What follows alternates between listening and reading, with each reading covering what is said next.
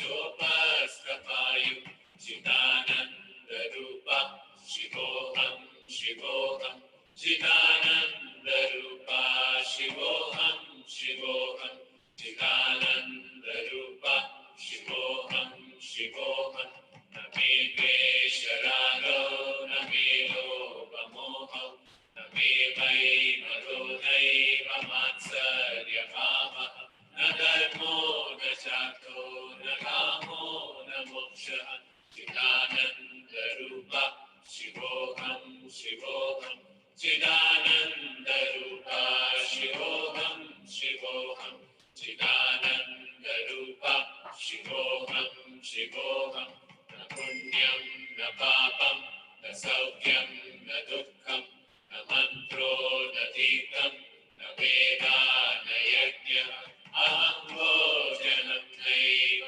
भोज्यं न भोक्ता चिदानन्दरूपा शिवोऽहं शिवोऽहं चिदानन्दरूपा शिवोऽहं शिवोऽहं चिदानन्दरूपा शिवोऽहं शिवोऽहं न मे मृत्युशङ्का न मे जातिभेदः पितानैव मेनैव माता न जन्मः न बन्धुर्न मित्रं गुरुर्नैव शिष्यः चिदानन्दरूपा शिवोऽहं शिवोऽहं चिदानन्दरूपा शिवोऽहं शिवोऽहं चिदानन्दरूपा शिवोऽहं शिवोऽहं अहं निर्विकल्पो निराकाररूपो विभुत्वाच्च सर्वत्र सर्वेन्द्रियाणां न च सङ्गतं नैव मुक्तेर्न मेयः चिदानन्दरूपा शिवोऽहं शिवोऽहं चिदानन्दरूपा शिवोऽहं शिवोऽहं चिदानन्दरूपा शिवोऽहं शिवोऽहं मनोबुद्ध्यहङ्कारचित्तानि अहं न च श्रोत्रजिह्वे न च घ्राणनेत्रे न च व्योमभूमिर्न तेजो न वायु चिदानन्दरूपा शिवोऽहं शिवोऽहं चिदानन्दरूपा शिवोऽहं शिवोऽहं चिदानन्दरूपा शिवोऽहं शिवोऽहं न च प्राणसंज्ञो न वै पञ्चवायु न वा सप्तधातुर्न वा पञ्चकोश न वा पाणिपादं न चोपस्तपायु चिदानन्दरूपा शिवोऽहं शिवोऽहं चिदानन्दरूपा शिवोऽहं शिवोऽहं चिदानन्दरूपा शिवोऽहं शिवोऽहं न मे द्वेषरागो न मे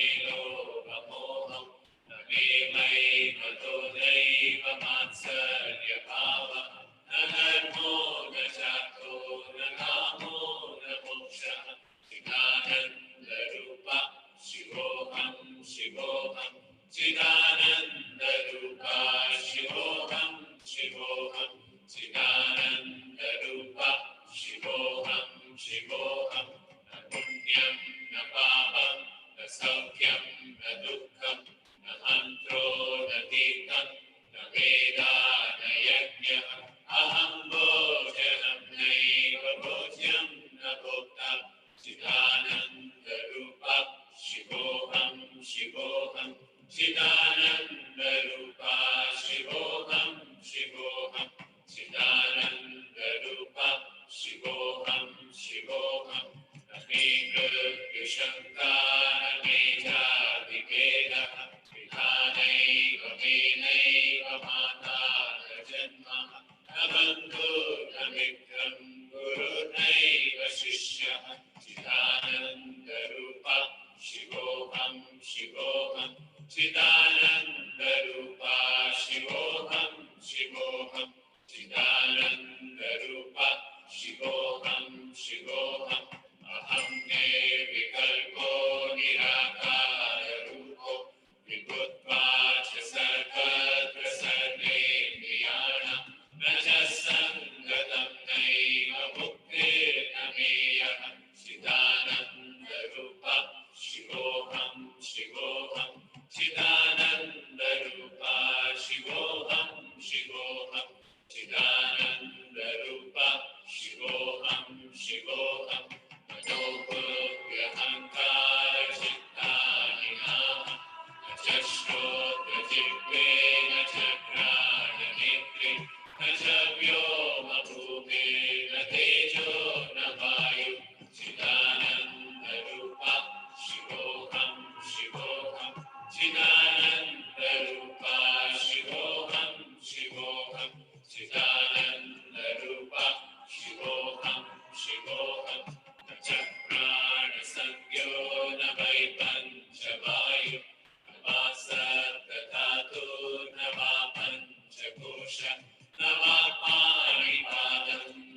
Shivopaskapayu Chidananda Rupa Shivoham Shivoham Chidananda Rupa Shivoham Shivoham Chidananda Rupa Shivoham Shivoham Name Shararo Namilo Bahoham Name Mai Madhunai Mamatsarya Bhava Nanamo Nachato Nagamo Namoksha Chidananda Rupa Shivoham Shivoham Chidananda Rupa Shivoham Shivoham Chidananda Rupa Shivoham Shivoham Punyam na Pavam na Saukyam na Dukkham na Mantro na Tirtham na Veda na Yajna Aham Bhojanam Naiva Bhojyam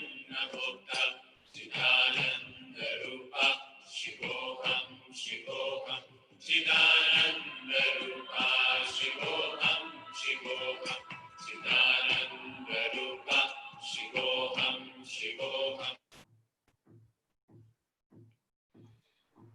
A very good morning and a warm welcome to all delegates joining us today on this online platform for Week 9 series Build Safe and Secure Bharat, a 25 weeks purely knowledge sharing webinar series which has commenced from 26th of July 2020 and has been successfully progressing each Sunday. We are thankful for all your support, patience, and personal time for joining us today. We are sure you will find this worthy and are excited as well as curious to attend the webinar. In case you have any questions or query, we request you to please type using the Q&A or raise hand. During the webinar, also keep an eye on the chat section for links on our previous sessions and to join East Corp Group community for case studies, newsletters, advisories on fire, safety, security. The session will be led by Mr. Hemant Kharse, our Group CEO. Before we begin, let us proceed with a small prayer.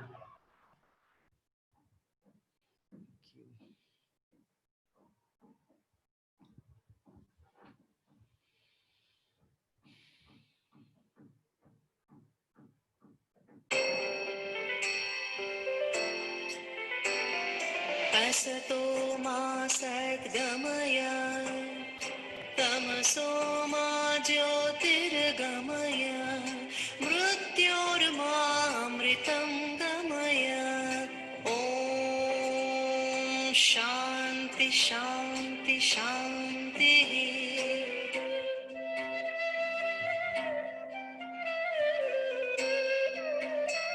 Come on, chant this mantra. असतो मा सद्गमय तमसो मा ज्योतिर्गमय मृत्योर्मामृतं गमय ॐ शान्ति शान्ति शान्तिः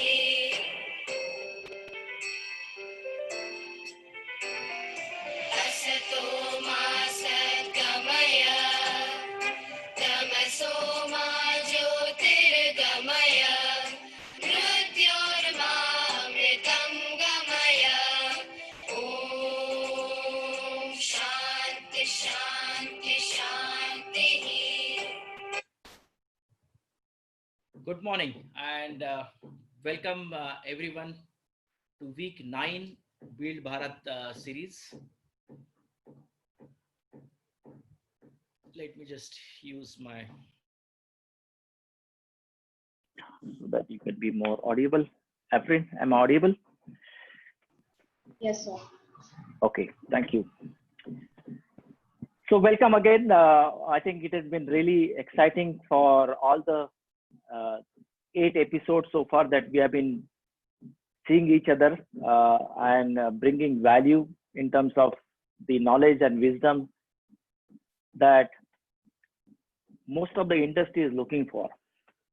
And I would say that thank you to COVID that actually made us to look at this opportunity, which was always available with us, but neither organizers could use it like us, nor people like you could actually explore it anytime in past.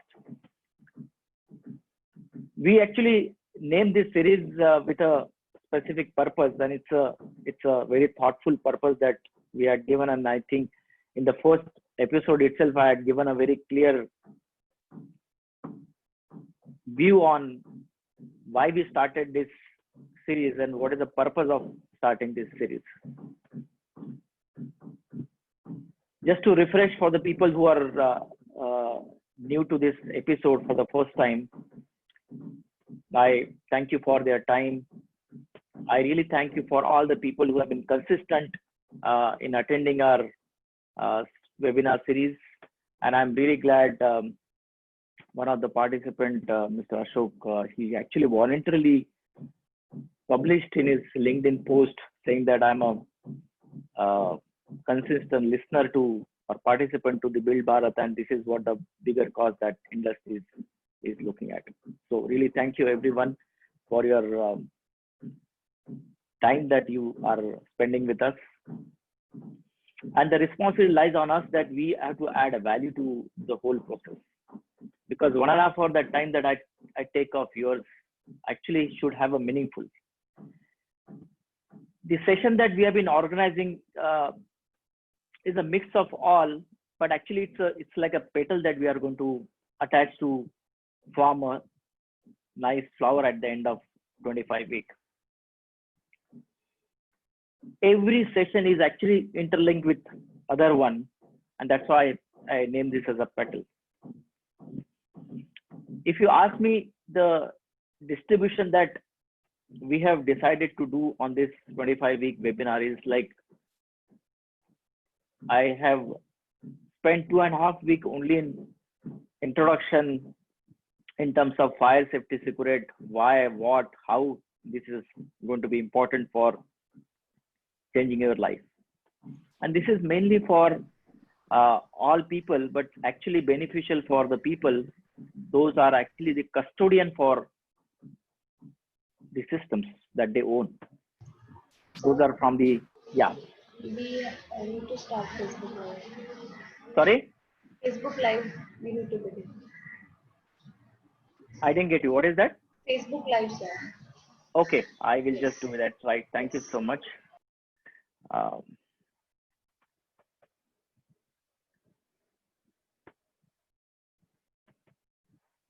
Give me a second.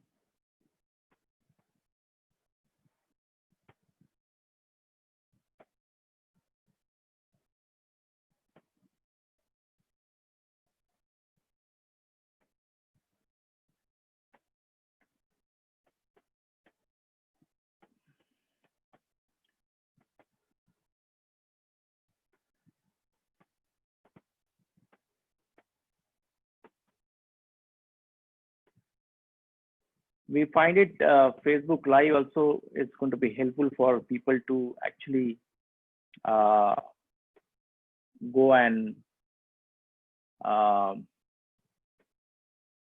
visit in case they could not visit anytime in past. So that's a whole technology advantage that we have. So we are making sure that we are using this technology for the benefit of people. 1 second.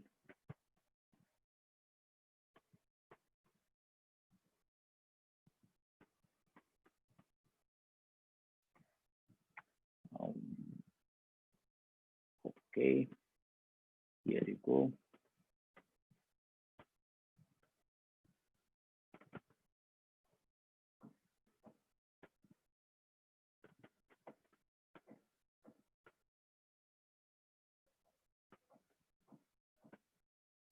Those people who actually missed out our initial episodes can actually go to either a YouTube channel, which is there on our website, or you can go to Facebook Live, which is our page. I think the chat option has got the link available, which you can actually make use of it. Okay. Thank you. Is it on, Afrin? No, sir, not yet. I think it should be live in few seconds because I already clicked it. Okay. I think it should take few seconds, but I think it will be done. Okay. Yeah. Thank you. So let's go back to the topic that I was mentioning about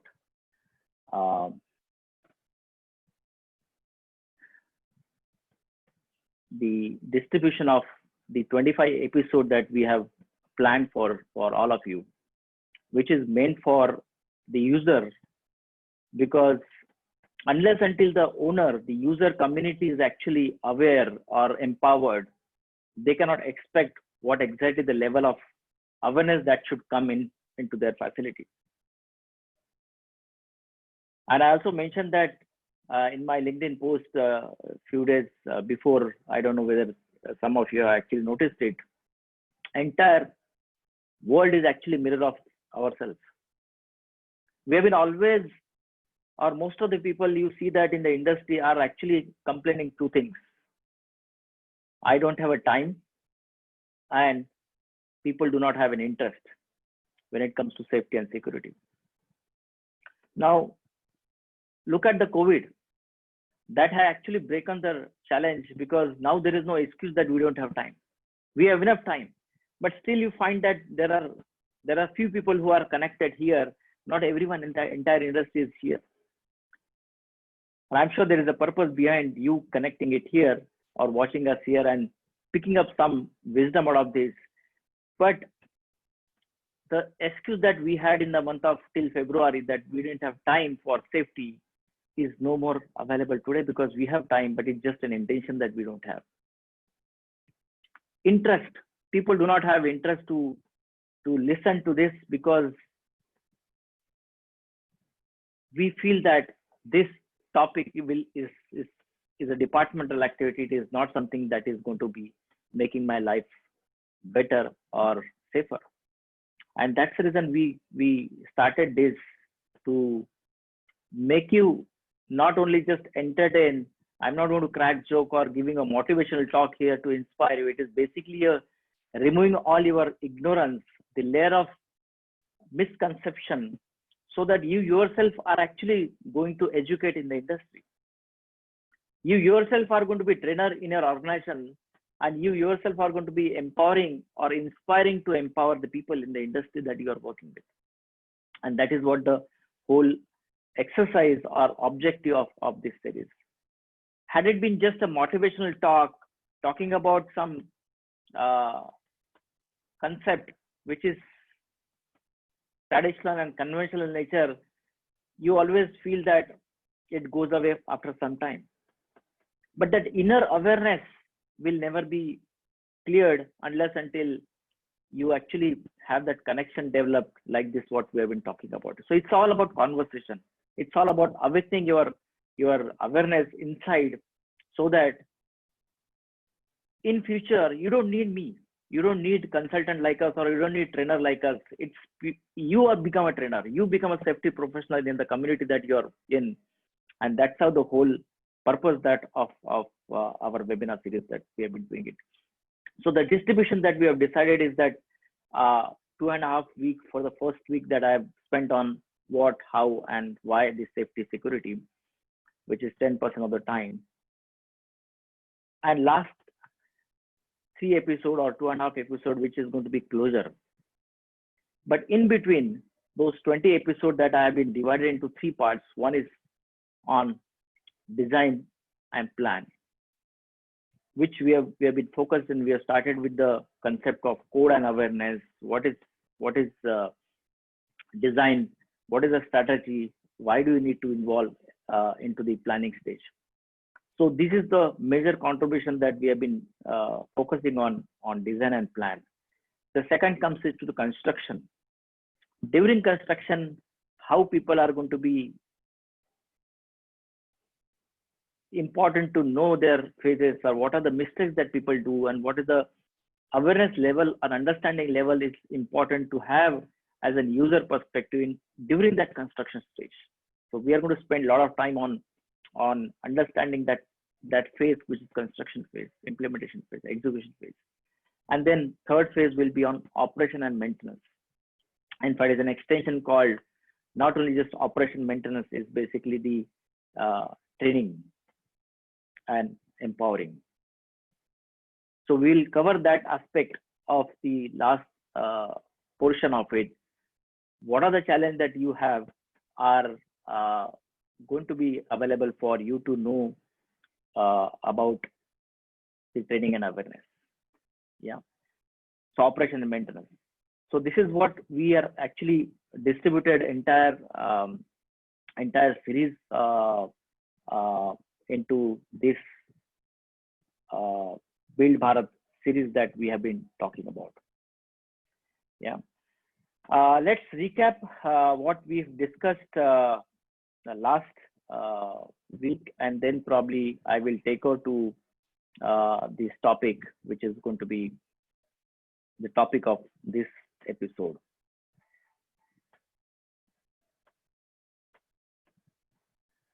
Okay. So we spent some time last week in understanding typically in your organization, how do you live your life?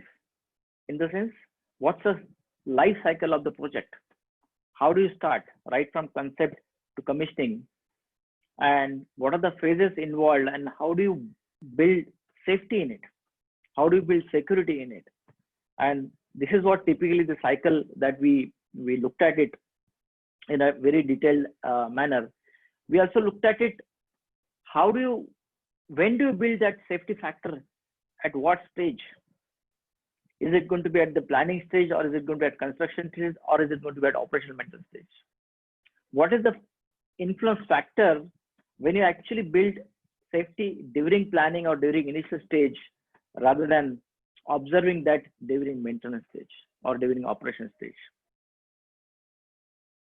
And although this is a very basic understanding or a misconception, but you looked at the cost of the error that you realize only during construction or at acceptance level, where you can't redo the things.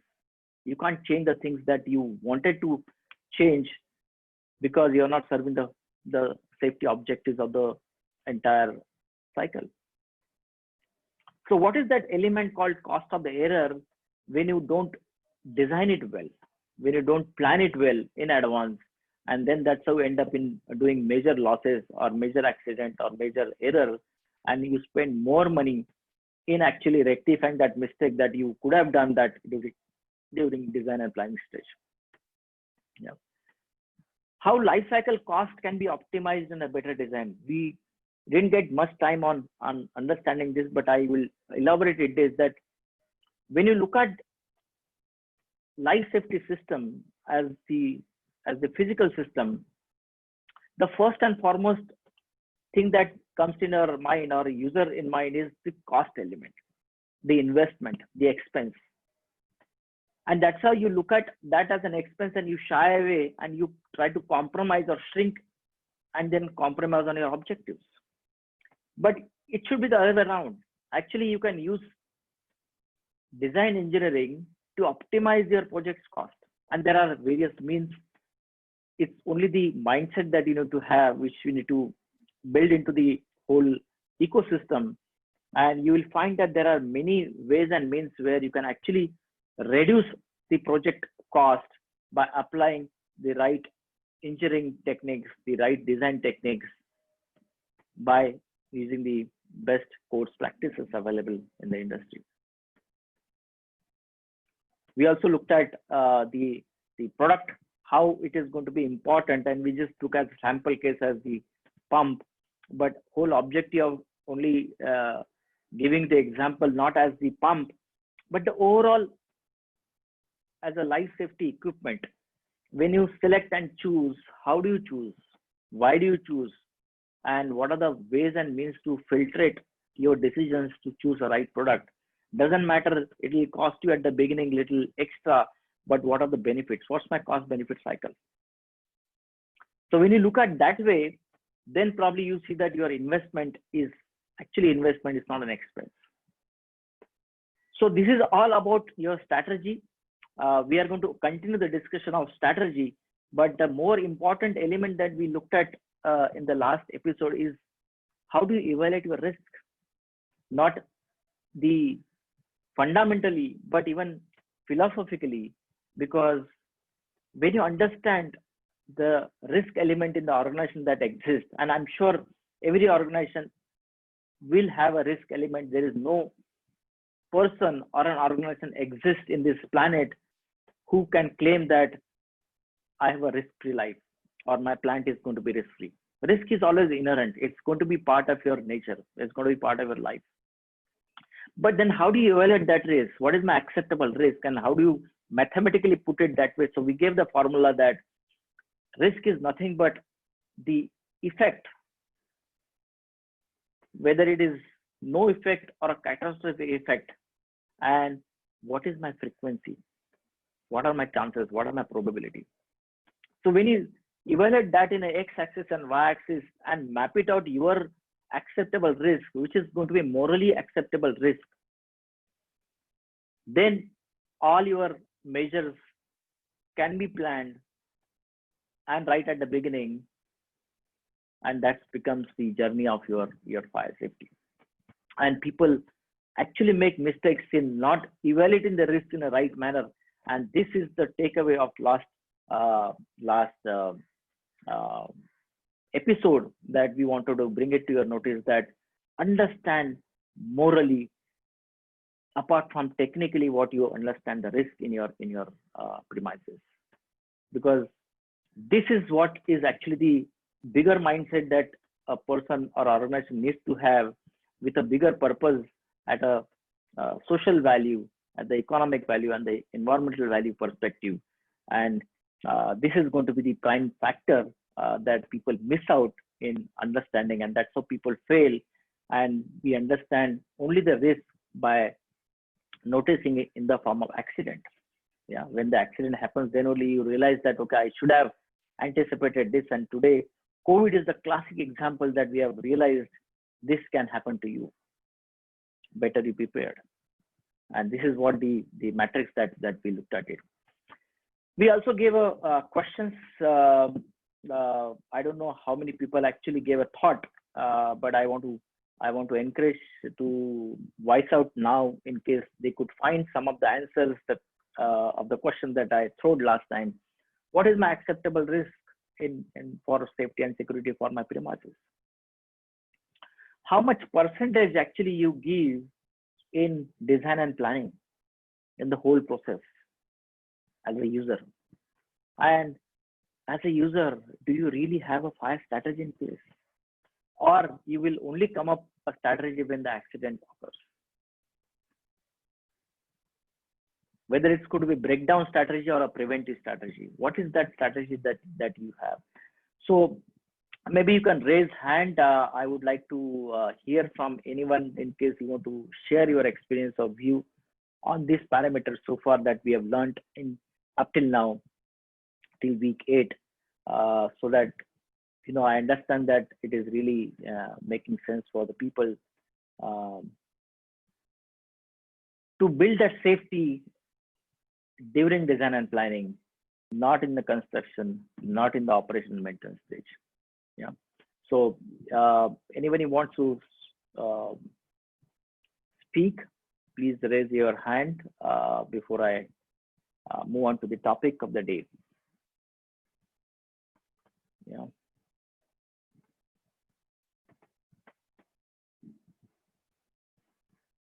If there are no questions, then I understand that it is all understood. But in case you have any doubt, any ambiguity, any clarification in understanding the whole game, let me know. Yeah, so no questions. Okay. In case you have, please feel free to write it in QA box. We'll be able to answer it with our fullest ability. Do not hesitate, because this is all about the awakening. This is all about the the conversation that we want to have with you, so that uh, we can understand and have takeaway of everything. Yeah, Mr. Yadav.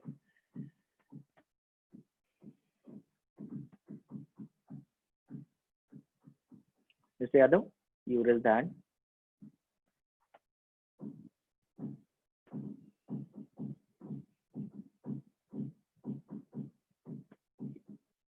Mr. Yadav, can you unmute yourself?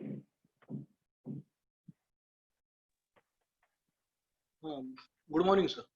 Yeah, good morning. So, pardon, sir. Yes, tell me. You raised the hand, so I said, is there any question that you have? No, sir. I don't raise a hand, sir. Okay. Unfortunately. Okay. So maybe by mistake. Okay, fine. No. Thank you.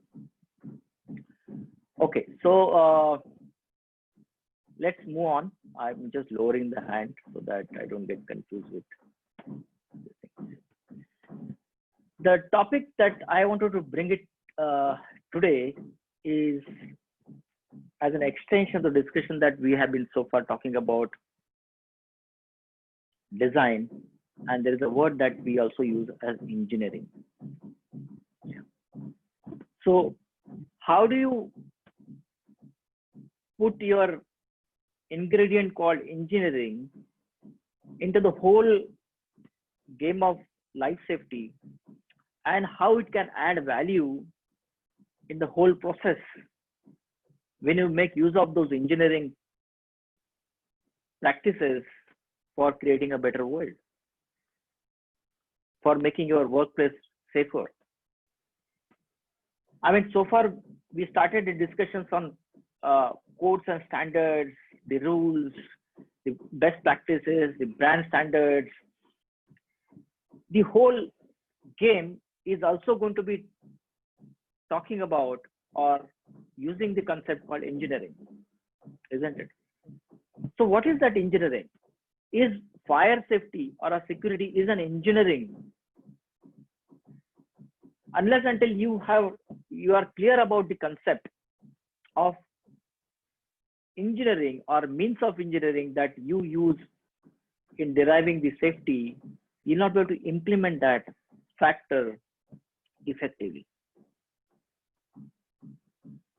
So when we spend some time on this, probably you will be able to clear an understanding why you should invest on engineering and why it is a specific field or a specialty field that only specific engineers can do it, not that non-engineers can actually go and contribute here.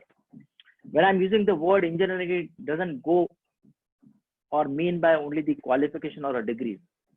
Degree is just a means or a paper degree that you get as an evidence that you have learned something academically. But when I'm trying to use this word engineering, it's all about the physics. It's all about the science. So let's understand this concept. Before that, I want to take your mind and attention to a little different level, fundamental level, understanding and relating this term called engineering with science. We always often use these three terms, science, engineering, and technology, but fundamentally or philosophically, we are not clear, or most of the people are not clear, what is this actually means? How do I apply these terms in my daily life? How do I apply these terms in my fire and security segment? So I want to get a clarity here, like exactly what we did in the exercise of understanding codes and standards. There's a difference between codes and standards, and there is a difference between compliance and rules. So these are all the terms that we often use, but unless until we are clear fundamentally, we are not able to use those aspects very clearly in our routine life. So this is the theory that I wanted to bring it to your notice here in just quick way. I don't want to go in a philosophical way, but understand science is actually the nature.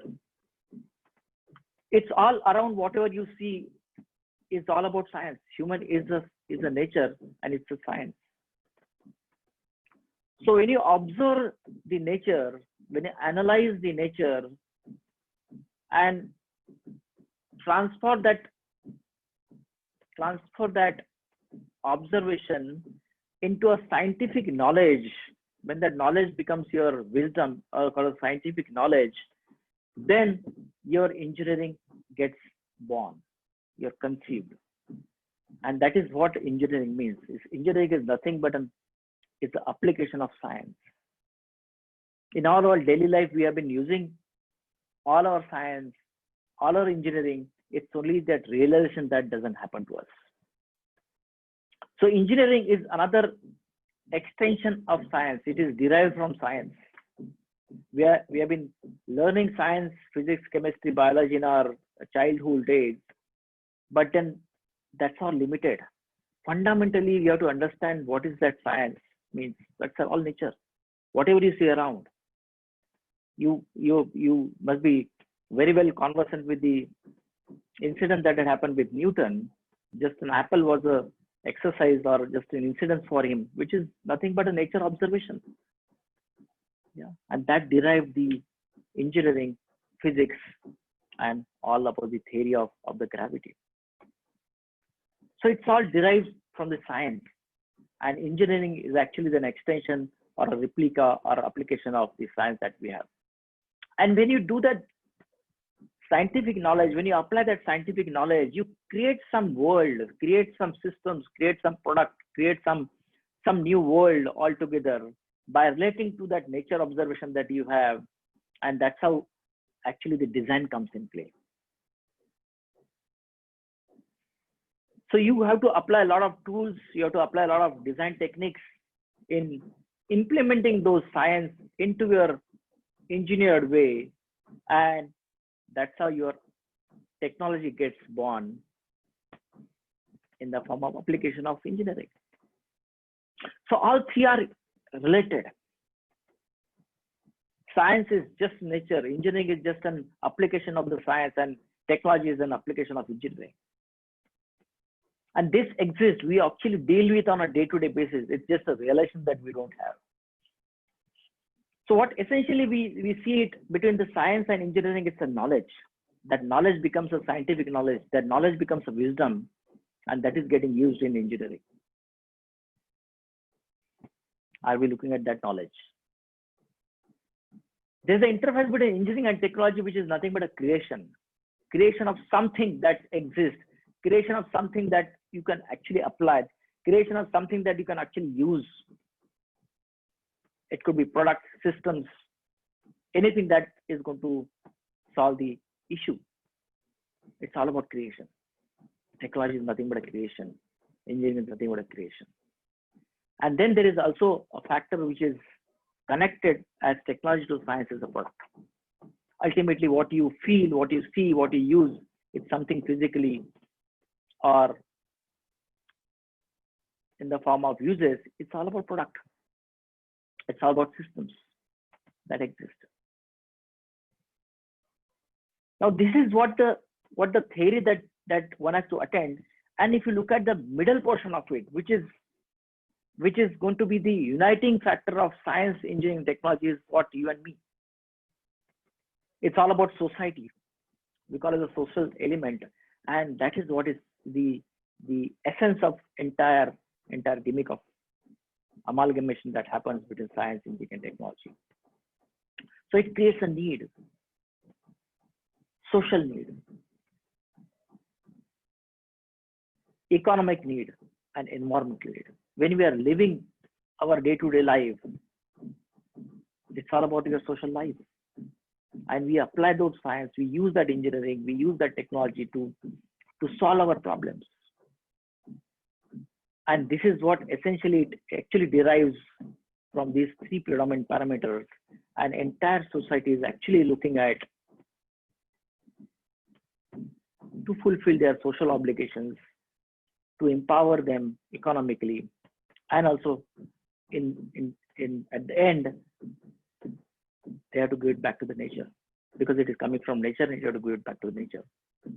And that is what the environmental value that you create, which is going to be a giveaway back to the nature. Now, this is all theory. Why I'm talking about this theory and why it is important that you should know, even though you're a technical person or non-technical person, because unless until fundamentally you understand this theory, you'll not be able to relate that theory into practice. And if you look at, as I mentioned in one of the episodes that I mentioned, business is nothing but a life. If you look at the principles of life and principles of business, it's exactly the same. No more different. It's only the realization that we don't have. So when you look at safety, engineering, and relate this key terminology that we just talked about, you will see a complete conversion here. You see a lot of similarity here. And you see, my God, I was not aware about it. Fire safety, if you look at it, it's nothing but a science that we talk about. What it does essentially, it's just a combustion process. It's just a chemical reaction between your fuel, oxygen, and the source, the heat, right? That is what we call the triangle. And most of the training that you get or you give when you talk about fire safety, very, very common slide that comes is a fire triangle, isn't it? So when you're explaining a fire triangle, what actually you're trying to give is an explanation of a science to a common man. So when you observe that nature, that even your human body is also, fire is part of it, Panchatattva, right? So fire you cannot disassociate. It's an integral part of the nature. It's integral part of your human, and human is integral part of the organization. Yeah. So look at the connectivity that you see, and when you understand this concept, you see that this is no more a technical topic. This is my day-to-day life. Why should I shy away? Do I need to become a safety manager or a fire executive to understand this topic? No. This is part of the nature. And unless until you are connected to the nature, you understand that nature, probably nature is not going to respond back to you. So fire safety, what we talk, and even if you break this into two, safety as one and fire as one, fundamentally, you also see a science in both. As I mentioned to you, fire triangle. And when you look at that science, you create that, how do I protect my life? If there is a fire which is going to be unplanned event, which is not created by me without a purpose, which is going to create an accident, then how do I protect my life? How do I protect my property?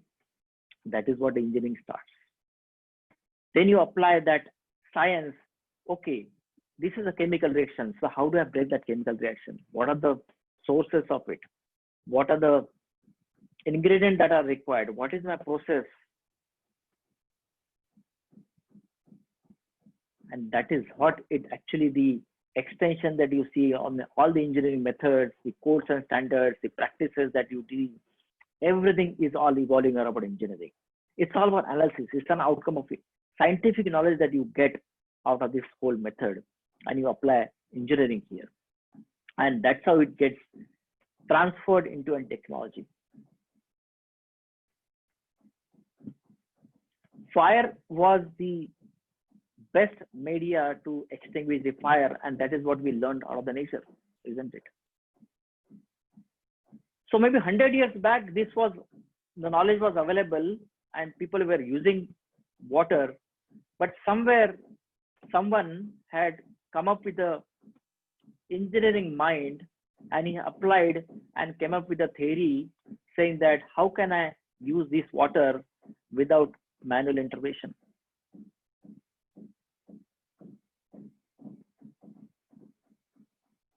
How do I protect my life and property without noticing the fire that my human eye cannot even look at it? And that's how the engineering actually starts. The engineering begins. Maybe till 50 years back, technology was limited into the fire safety, but today I can tell you it's all about technology. Maybe 50 years back, human was actually doing the job of technology. It was limited to the human being. But today, with the digital era and the lot of modern world, you see technology is advancing day by day, isn't it?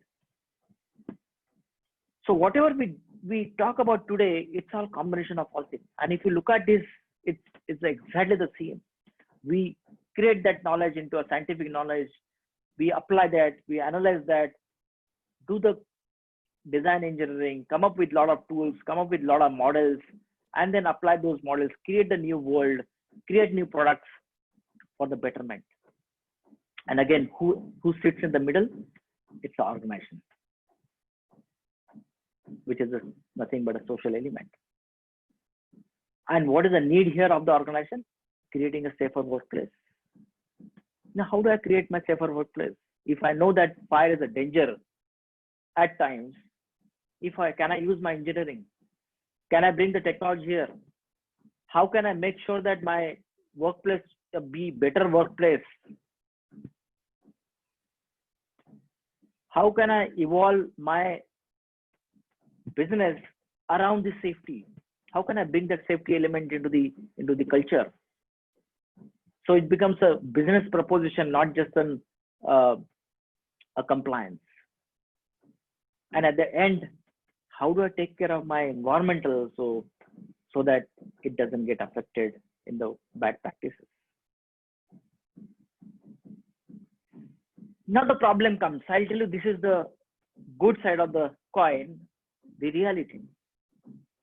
Reality is that when you see these three circles, when they are disassociated, they are not talking to each other, they are not interfacing, that's how the most of the organization actually exists.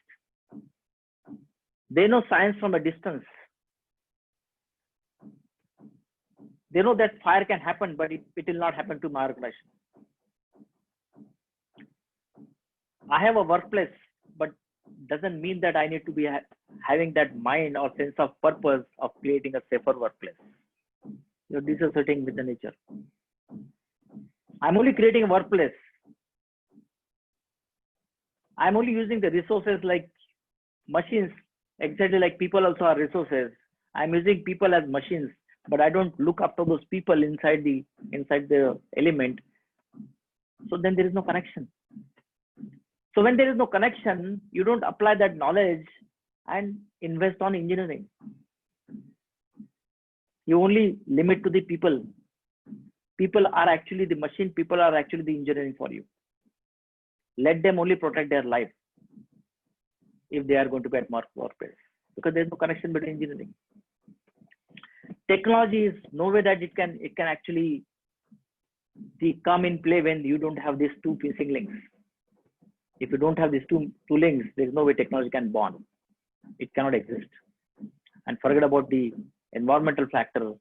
We always leave it to the God.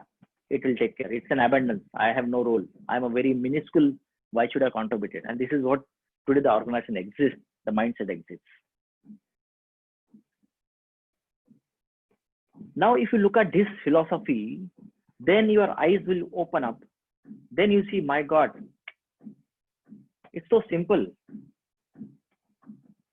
When I integrate these three elements in all put together, and if I explain fundamentally to my people what is this science is all about, how do they protect, what's the human value inside it, I can create the new world. I can make a very sustainable organization which is going to be creating environmental impact. Yeah. So this is all about the basic fundamental that I think every organization, whether it's a small, whether it's a industrial, whether it's a hazardous, every organization needs to have an understanding fundamentally, philosophically, that this is important element. Safety, fire is all about science, it's all about engineering, it's all about technology today. Maybe 50 years back, it was not a technology. But today the engineering have created so enormous value proposition that the technology, it becomes part of it. I'll explain you what this exactly means to you. Look at the smoke. What is my observation as a nature? How the smoke is generated, from where it is getting generated. Oh, is it coming from a combustion process when it is something to burn or ready to burn? That's the stage I need to be alert.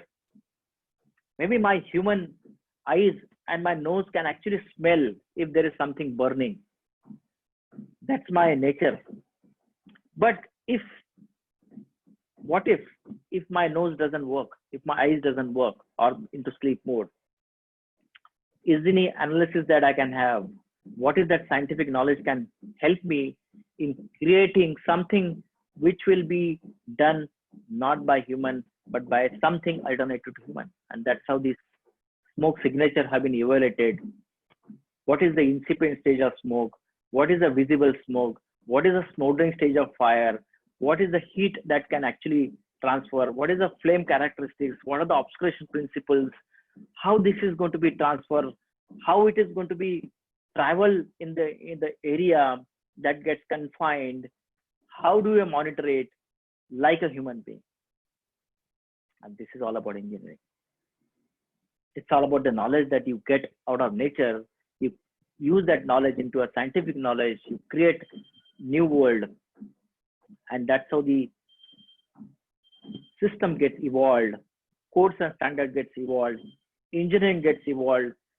Design gets evolved.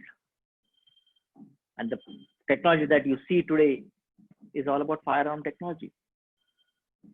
What it is essentially is, detector is nothing but an eyes and as a nose, right?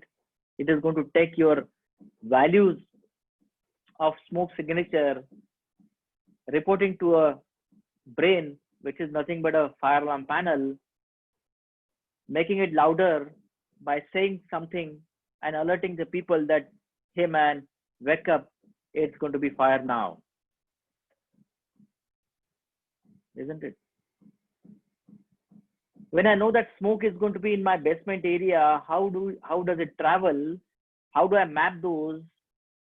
Is there any way that I can contain that smoke into a confined area? How do I ventilate that smoke in a safer area safely? It's all about creation of technology.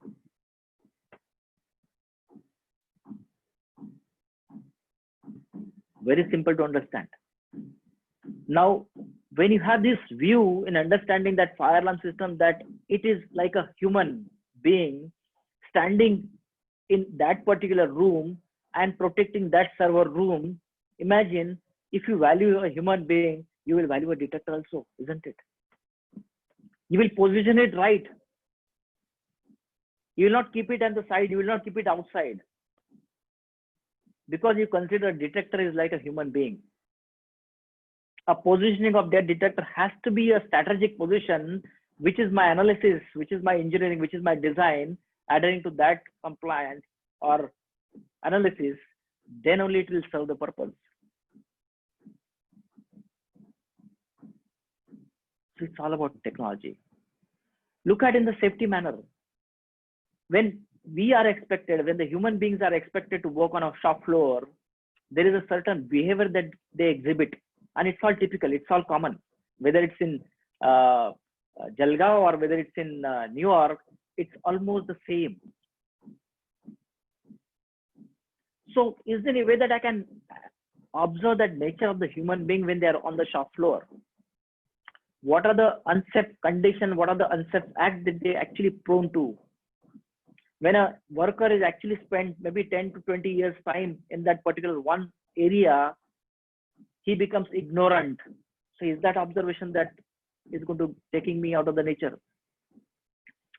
How do I evaluate that into my scientific knowledge and come up with the business behavior based safety?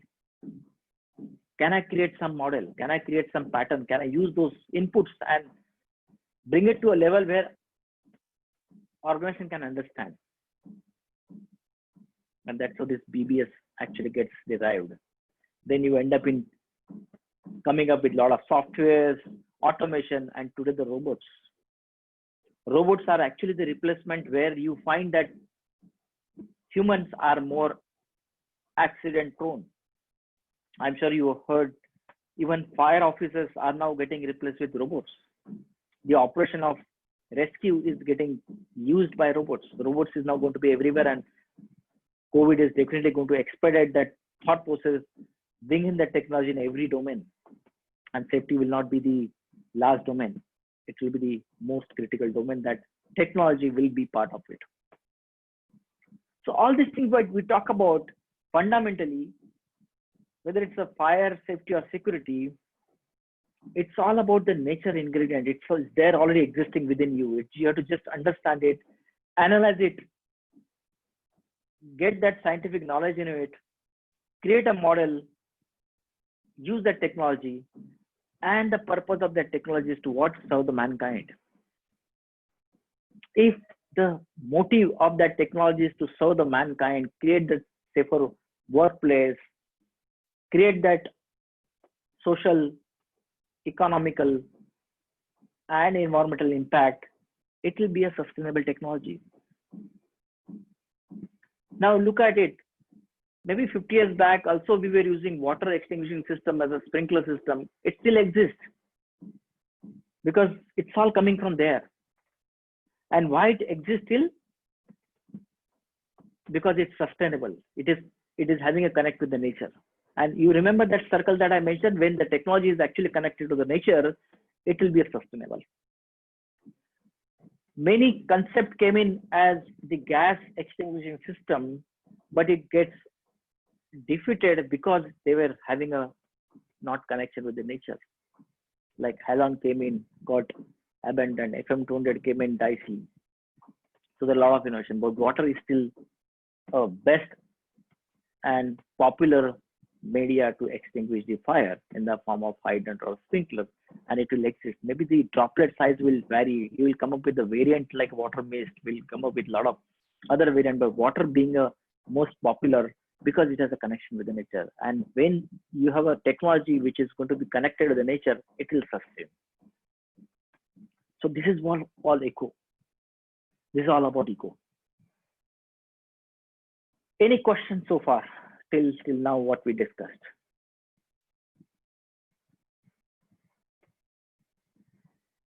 I want to make it more interactive so that you understand what we are coming from and what's the challenge that we face on day-to-day basis. So, Mr. Yadav, you again raised the hand. I hope it is not by mistake. So I'll unmute it. You can speak unless until it is by mistake again. Sir, by mistakenly we have raised. Okay. Okay. See, fair enough. I understand. Okay. Anybody else wants to ask any question, doubt, clarification till now so far we discussed the concept? Because if you understand this concept fundamentally, then you will be able to handle all your operations with ease without way. Because now information is available with everyone. It is accessible. But when your fundamental principle itself is shaky, doesn't matter you do a lot of training programs, you do a lot of things, it will become just a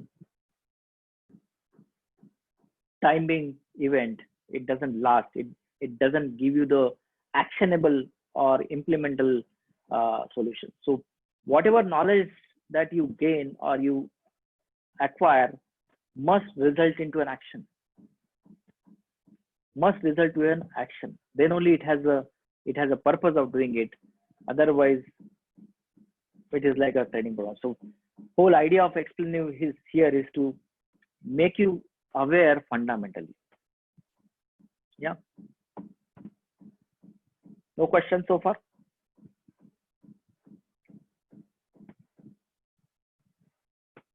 Okay.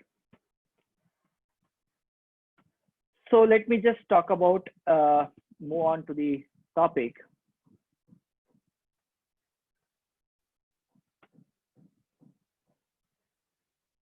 and run a poll here just to pick up your mind. Here are the questions that in front of your screen.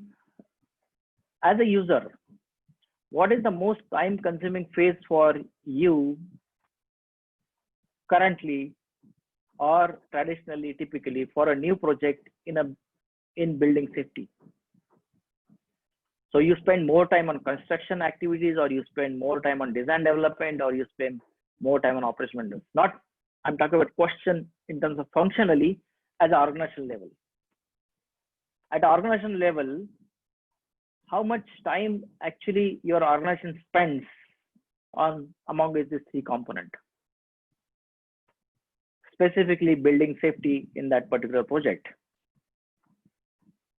Yeah.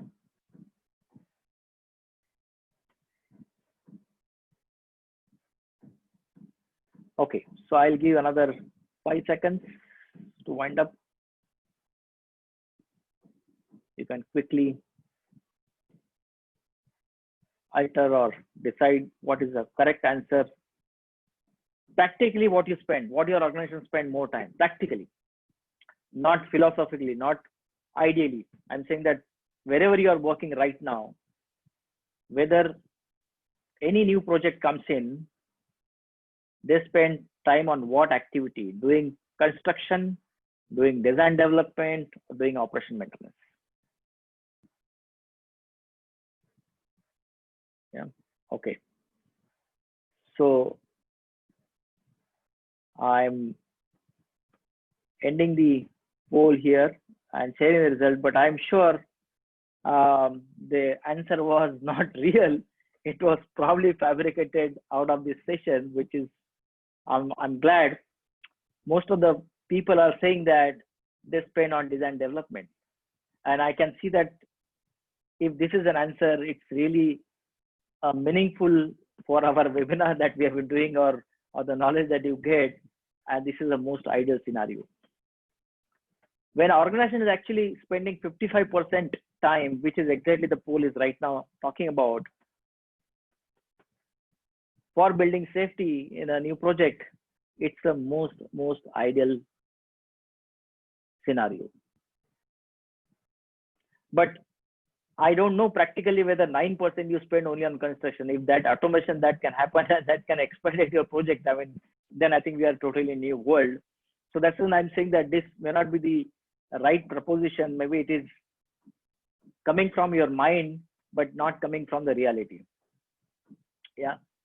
And some people consider that, yes, they spend more time on operation maintenance. And typically, this is what exactly reality happens. Most of the organization actually spend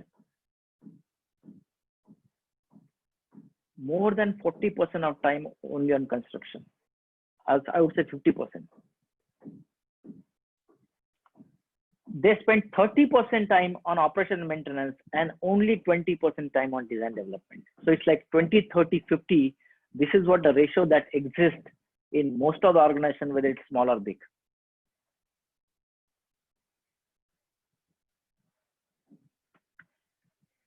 I just use the resources as time only. I didn't mean it, the people, the money, the other resources, but time. The equation will change when you add the money factor in it. Then the design development actually will have a one single digit figure. I'm sure many people will agree on it, but time factor is also a critical factor. And if you just observe that 50% time, 50% plus time actually we spend on construction. 30% time we spend on operation maintenance because we get a lot of surprises, we get a lot of errors, we get to know a lot of challenges, and we try to resolve those challenges in that phase, and we spend a lot of time.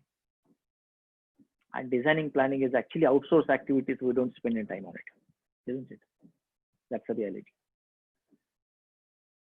So let's look at this concept.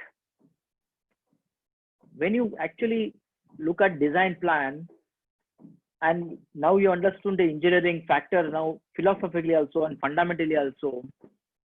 Two questions you need to ask: whether organization actually come and face engineering failure, or or for failure to engineer. So there is a difference in it. Organizations, I will just share you my live incidents that had happened 3 years back with one very privileged customer that I have. It was a commercial high-rise building.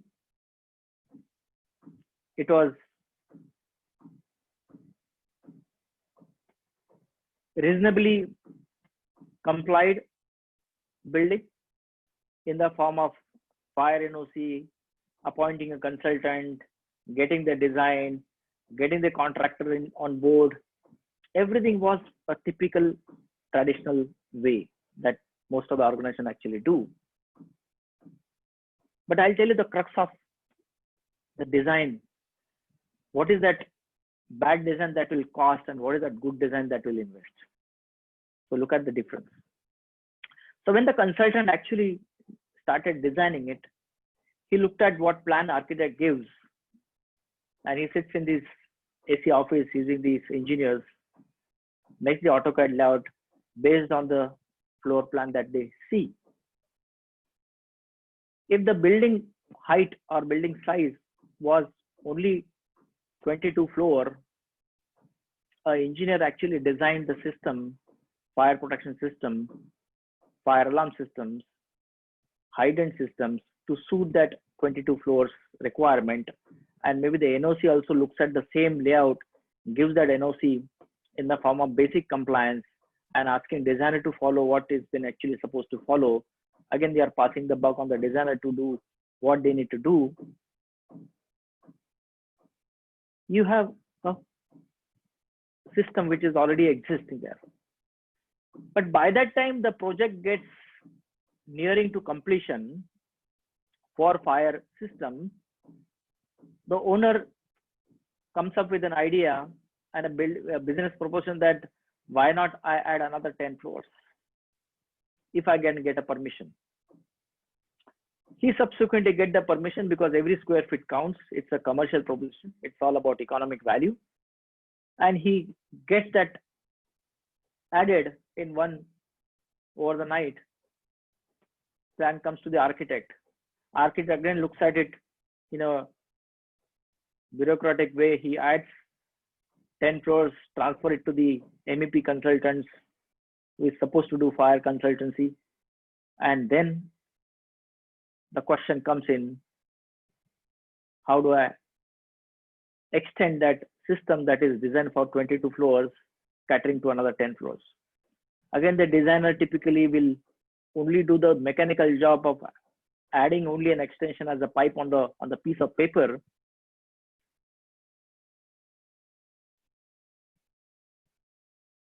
Gives it back to the contractor. Contractor looks at the plan, executive work.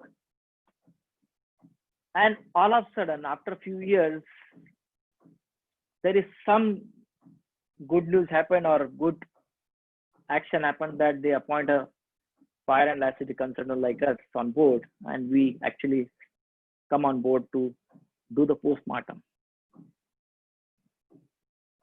When I say postmortem, getting into the design, how this is going to be meeting the requirement.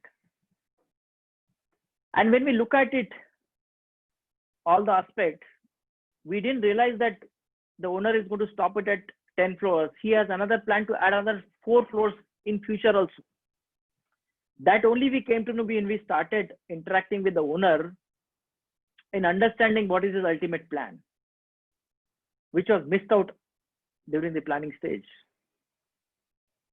And when we look at the fire protection engineering, when we do the analysis, applying the tools like your hydraulic calculations, looking at the flow, looking at the expandability of the fire alarm panel, we saw limitations. Your pump capacity is not adequate. Because CFO has added all of a sudden the water curtain system to protect the basement area, which is going to take a lot of water, and it is going to come up with an additional requirement of fire water tank, which is going to be an exponential affair because existing water tank, even the space is not adequate. So he has to have another water tank next to it. He has to have another pump house. He has to invest on pump separately. So all these things costed heavy. Then started talk, how do I manage the compliance? But as an auditor, we cannot lie on the truth. We have to have a vocal about what exactly your system is going to be required. So the moral of the story that I want to talk about here is that when a designer, a fire protection engineer is not specialist, when he's not understanding the whole building requirement, you try to save there because you have a cost pressure, budget pressure for that 22 building system design. You compel to restrict your design in such a way that it is only and only giving a minimal compliance up to 22nd floor, but you never pointed out, you never asked what is the future expansion, and now you have to invest, you have to redo the whole thing, you have to change the header, you have to change the entire pump house, you have to add the water tank, which is going to be costing 1.5 times than the initial cost. So the crux here, what I want to tell you is that when there is a missing element called engineering or design, when you spend more time only on construction and you realize that into an operation maintenance that this is a surprises, you actually spend more money.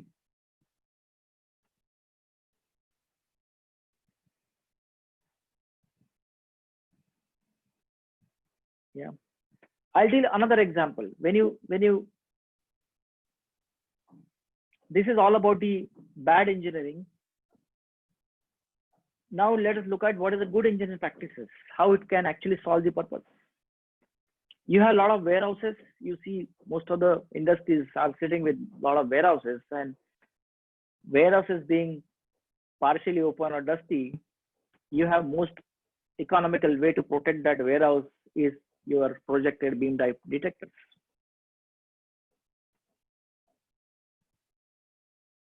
Now, when a designer is not a specialist, is not a fire protection engineer, he's just a CAD draftsman, doing electrical also, doing other things also, and this is an add-on for him. What he is going to do is that he's going to just apply his common sense, place those beam detector at 30-meter spacing,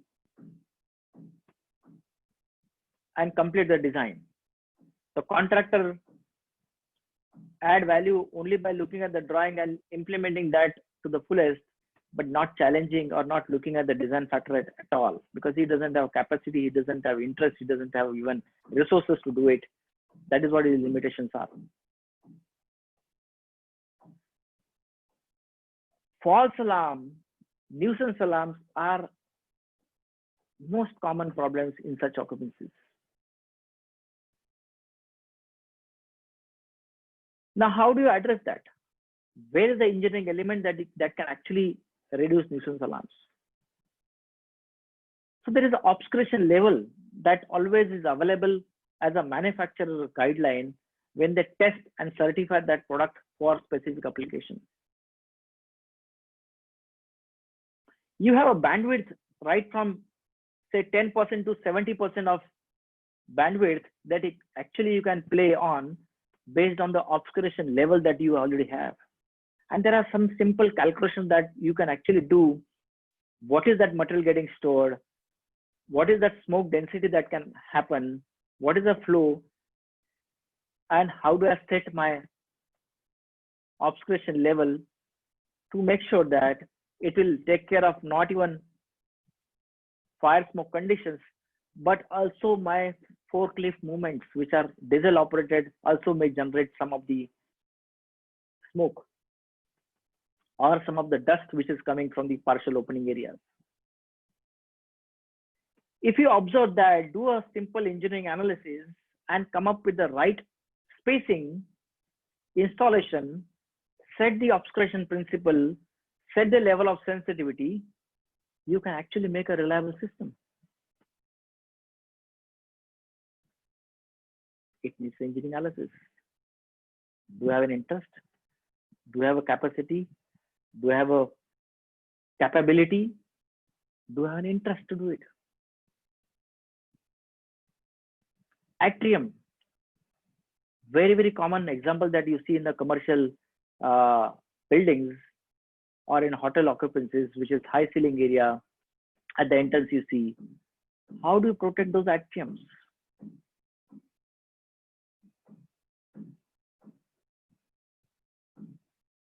Now, suppose if you have a fire alarm system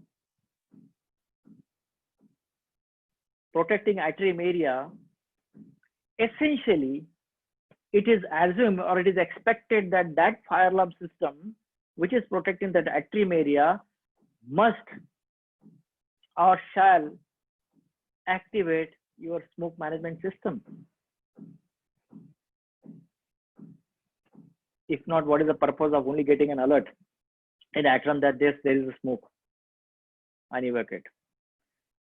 The purpose may not be served unless until you manage that smoke upon activation of the signals that you get protecting atrium area.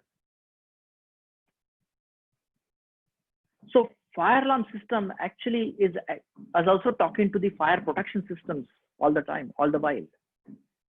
And we discussed in one of the episodes how that building system integration can add value, and this is what actually it means. It will come out of your engineering analysis. It will be coming out of your code analysis. And this is nothing but a failure to engineer.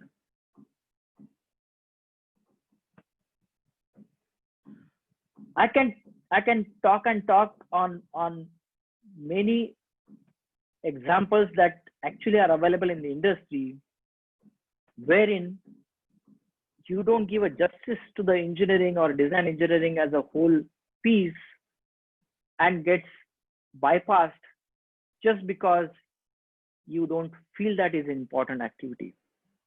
And I appreciate when you are saying 55% time people spend on design development, this is what actually it means.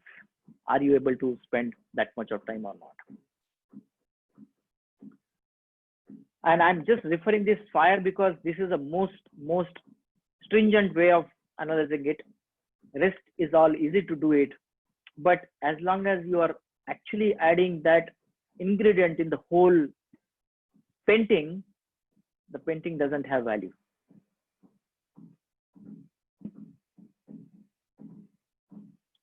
Sprinkler piping needs a support. I'm just giving an example which will actually open up your eyes. And you will see that how engineering actually is so vital.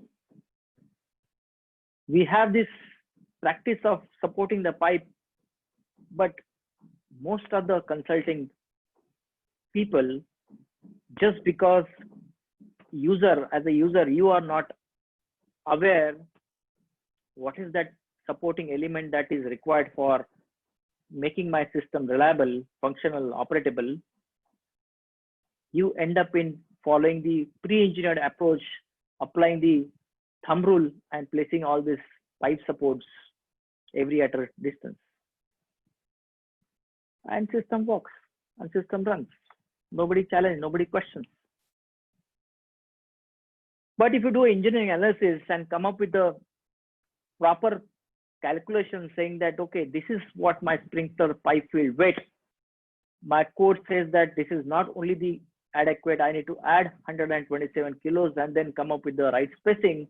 By doing some calculations, maybe I can increase the spacing, what actually your thumb rule is talking about it optimally, which is going to be make your system operable, functional, or maybe it is going to reduce, but it is going to be justified because you are following some analysis on it. Maybe I have given a system as the pipe support system, but if that facility comes into a seismic zone, whether the same rigid support that I have already designed, will it take seismic load or not? Maybe owner, as a user, you have that information that my project is actually in a seismic zone 3 or seismic zone 4. But if you don't pass on that information to a planner, that's an engineering failure.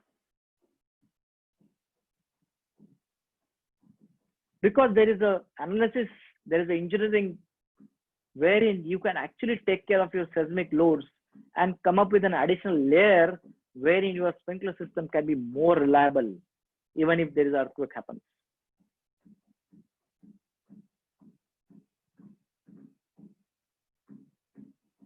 So likewise, there are n number of examples that I can talk about it.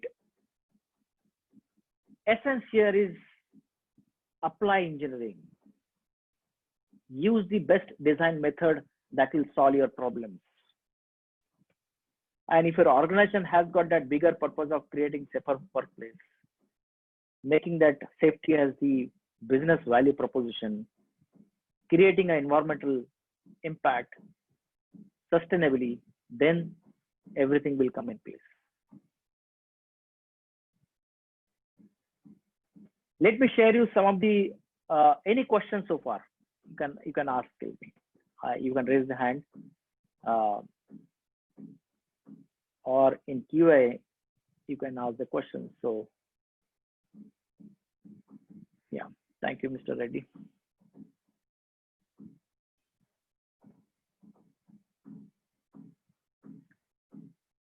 Okay, no questions.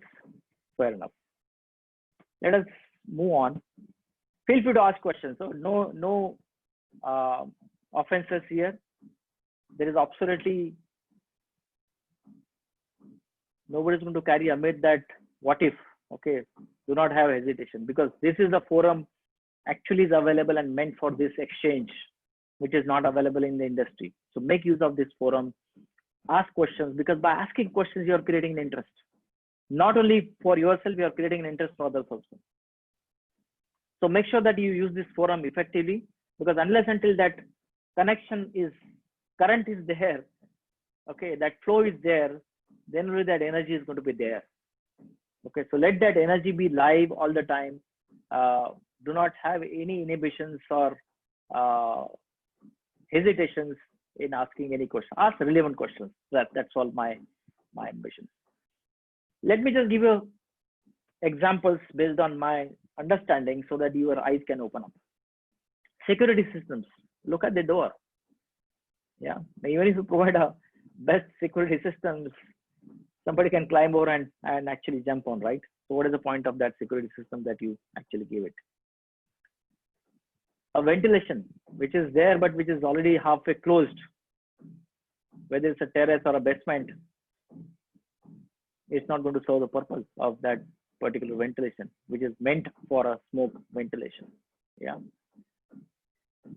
There are many buildings wherein staircases are built, but halfway it has been shown and we don't know where it is going, where it is leading. It's a trap staircase. I have observed at a couple of places physically. It's no more just a Google image. It is actually, sometime you can come across those incidences physically, and this is a truth that you need to face. Staircase is a way that you can actually safeguard your life by evacuating it in case of emergency. And if it is going to lead to a trap, what justice are you going to give? A wall. I mean, just looks funny, but yes, there are errors that can happen where you don't use your common sense and apply logic and just blindly follow certain systems, and that's how you incur the cost. So when I'm giving example, all the example here to relate what is the good engineering, what is the bad engineering, what is the cost of bad engineering, and what is the investment or optimization on good engineering. When you understand the cost of bad engineering, you understand the value of good engineering. Because if you just focus on good engineering, then people will only look at that as a cost element. But when you know the other side of the coin, how much it will cost if I have a bad engineering, then you will start following the good engineering. Yeah. This is again an example that I wanted to open up and share an example wherein there was an electrical control room where we were doing the audit, and during the audit process, during the lunchtime, a procurement guy came in looking for me hurriedly and said that, oh, I was looking for you. Can you help me? I said, no problem. Tell me what is the problem. He said, I'm in a process of installing and procuring the fire doors for the electrical control room. Can you just look at it whether I'm making a right decision? And fortunately, I just came out of visiting that particular plant and area and made an observation silently. And this fellow procurement specialist came in and asked me that he was about to install a fire doors, which is probably the budget allocated, approved, supposedly in the process that he follows. He decided the vendor, he made the comparative of all the fire doors manufacturer, and he thought me as an excuse or shoulder to use and get an approval and get a sign off. Unfortunately, the fire door that he was actually trying to procure for a control room was partially open.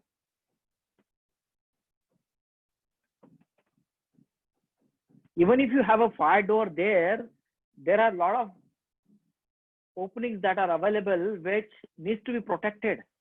You can't have a fire door as a fire barrier from one side and you keep all the other areas open. What is the point in investing on fire door when you don't have plan of enclosing or encompassing that entire room as a room? So when I told him, he said, I'm not aware what you're talking about. I said, go and visit the plant room. You'll understand what is this fire door means, what is it for, and then you take priority on other side than fire door. Because your plan is not there to construct a civil wall or fire wall from 3 sides or 4 sides, and you only look at fire door because it is coming from somewhere and invest on it, and then you feel happy that I have created a fire door, and then you don't do anything about it. It's a wrong engineering. It's an engineering failure. It's a failure to engineer. Yeah. Cameras, fancy cameras, expensive cameras. It's all obstructed. It's not going to. You're supposed to look at it. Yeah. There are a lot of manual call points. Afrin, I'm audible? I just removed my. Yeah. Oh, yes, sir. Yes. This is again classic real story. Manual call point is just next to the fire alarm panel, and fire alarm panel is like a shell. Now, what is that intended for? Fire alarm panel actually giving the warning to the, MCP is giving to the warning to the fire alarm panel only. And look at the installation, what we have here. Is it a good engineering practice or a bad engineering practice? So there are many bread glass of with some innovation that cannot figure out what is it for. But you spend some money on it. And when you spend some money on it, when an organization spends some money on it, and when we don't use it, when it doesn't serve the purpose, the entire money is going to go in vain. Tell me what faith you will have, what belief you can create in the organization in safeguarding these systems like this. Neither an investor is actually willing, nor even a user.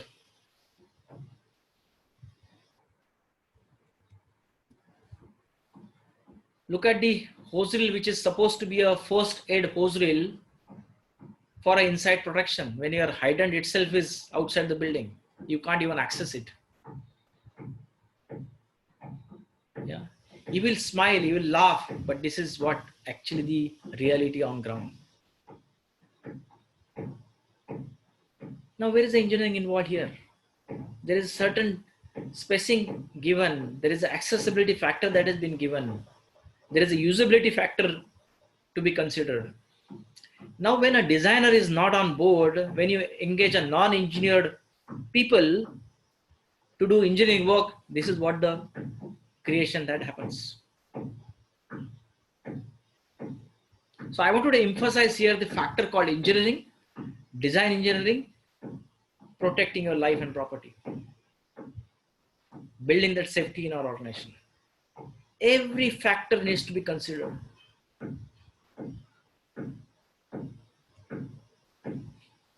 This is a classic photo. You have an emergency exit. We don't know where it is heading. On top of it, you have a so-called label, mind your head on the top, which you can't even read. And you will, I'm sure in the emergency, in the dark days, you will eventually have a mindful evacuation here. Yeah. So there are ways and means. There could be challenges. I'm not saying that you get a completely all freedom to do in a very sophisticated way all your egress. But if you know the challenges, if you understand the challenges well, you can actually find the solutions, and that is what engineering means. And these are all my photos that I have captured in our audit that we do, and this is what the reality. Height and point, hose reel, all shying away. It's only aesthetically for a compliance purpose we have been doing it, but never given a thought that it is going to be like a human eye or person who is going to protect your facility. Internal hydrant system, which is protecting from outside. Yeah, there is no way that you can access. Yeah, there are no other supports that are there with the systems. Yeah, and this is a classic one that I'm sure you will enjoy it.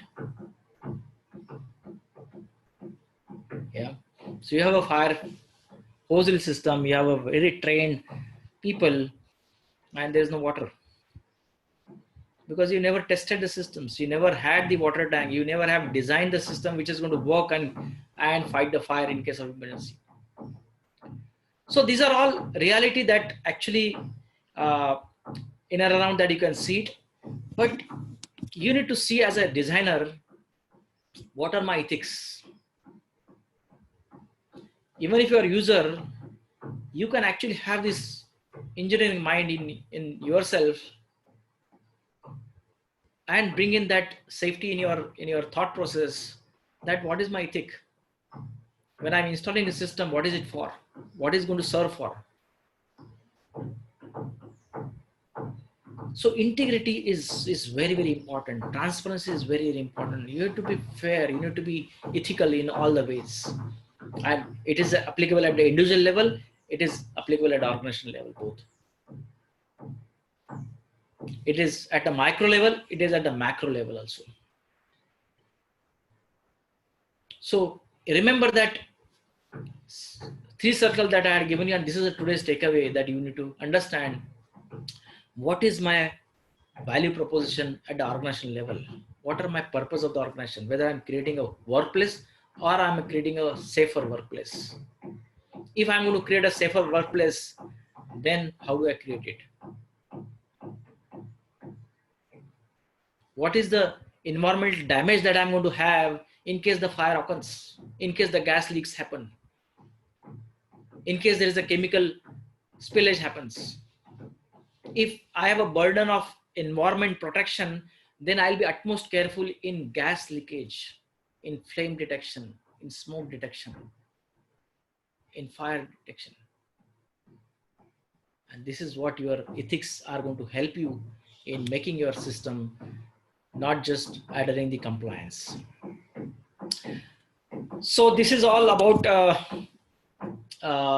today's discussion that I wanted to have on engineering front. How do you understand engineering? How do you implement that engineering? What is the strategy that you need to have? And I'm going to spend next week on how do you develop a sustainable risk model? How do you develop a strategy in your place which is going to take care of your risk and mitigation plan both? because you always have a prevention strategy, you always have a protection strategy. Which is to be used? What is my prime factor? What is my priority? How do I get my design engineering done? Whether it's going to be optimal or over design. What is that optimum level for? How do I reach to optimum level? What is my morally acceptable risk? So some of the components that are very, very important as a user that you should know when you are deriving the fire safety strategy for your place. And when you have this strategy in place, you will actually spend more time on this phase, but which will actually ease out your life during operation and maintenance stage and or construction stage even. So it's very, very important that um, we need to spend enough time on understanding and developing a strategy, apply the science and technology into whole ecosystems, which is going to serve the purpose and make your uh, organization a sustainable, make your safety system as a sustainable system. Lastly, any questions so far? Time up. Um, so I can pick up any question that you may have uh, still now so far in what we discussed. Yeah.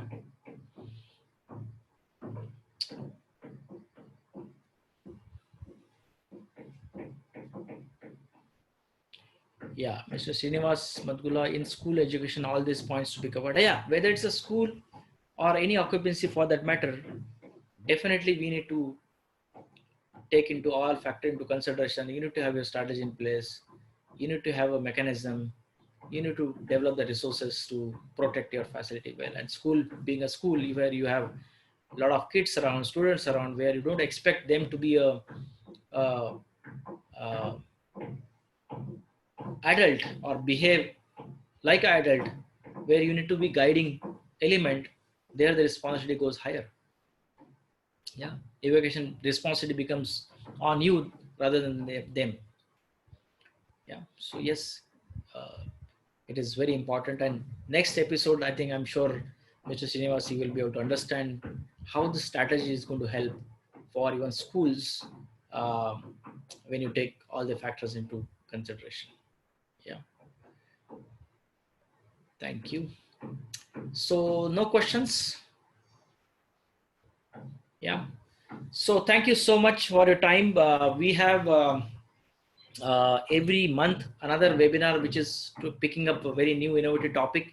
So in the chat option you will see we have a last Saturday of this month a webinar which is going to be on the Saturday on talking about safety signages, how it can actually add value in the whole egress process. So we'll talk about specifically on that topic.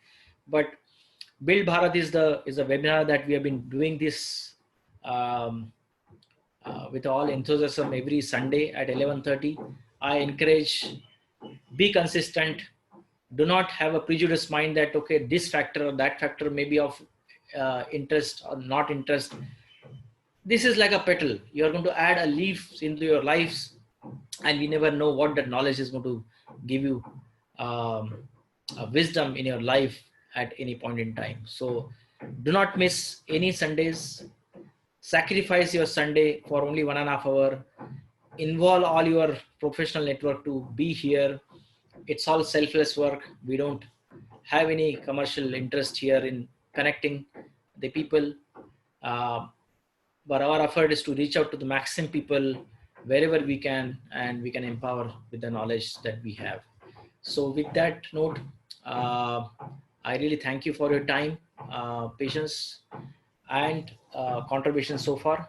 Let's conclude today's session with a national anthem.